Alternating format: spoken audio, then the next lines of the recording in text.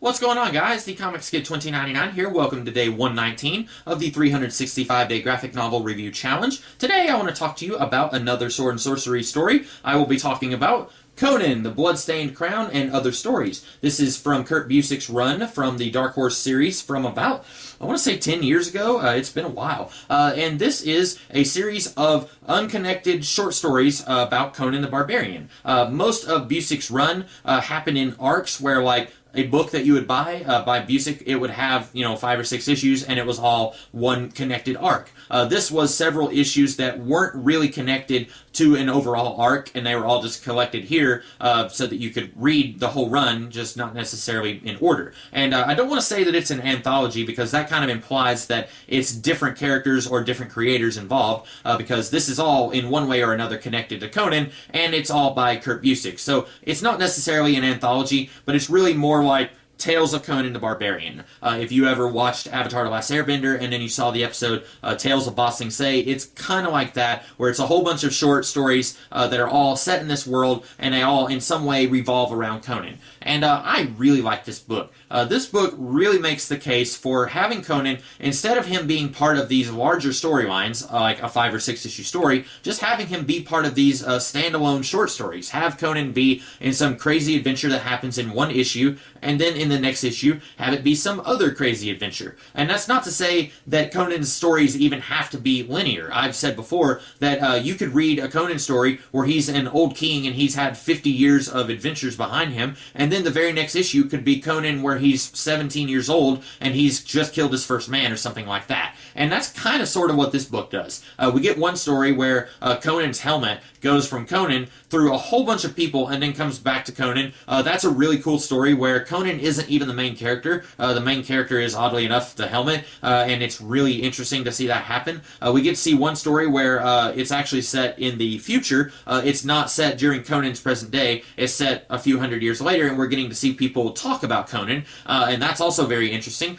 I really like this. I really like getting to see different aspects of this world from different perspectives, where Conan isn't necessarily the main character, but he is also the through line for this entire book. And I wouldn't mind seeing other graphic novels like this, where it's not necessarily one long story where Conan has to fight a monster, or Conan has to kill a witch, or Conan has to dethrone an evil king or something like that, where it could just be a whole bunch of shorter stories all collected in one book. I would really love to see more stuff done like that, not only with Conan, but also just in comics in general. I know, like, in the X-Men comics, occasionally you'll have, like, a mini-series that kind of has a whole bunch of shorter stories. I know, like, around the time of Manifest Destiny in the X-Men comics, we had a mini-series focusing on some of the lesser X-Men. I know that Batman, he's been in Legends of the Dark Knight, which is kind of like this, but I wish we had more of this. When I can only think of, like, a couple of examples from all the comics that I've read, I really wish that we had a lot more books like this,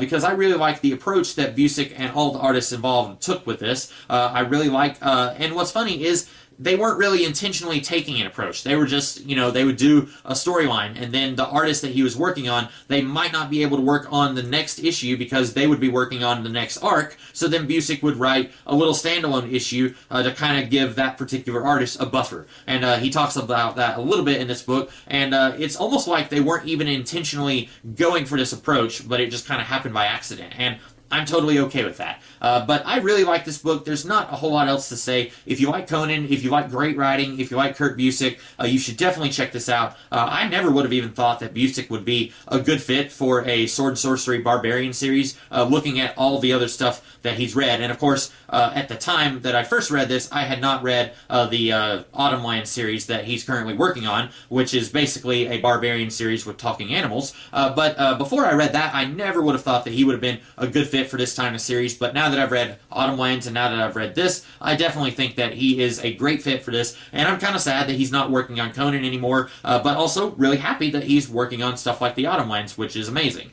But that's all that I have to say about Conan, the Bloodstained Crown, and Other Stories. I hope that you guys liked this video, and if you did, be sure to like, share, comment, and subscribe, and I will be back tomorrow with some other kind of video. In the meantime, you guys have a great rest of the day. Catch you later.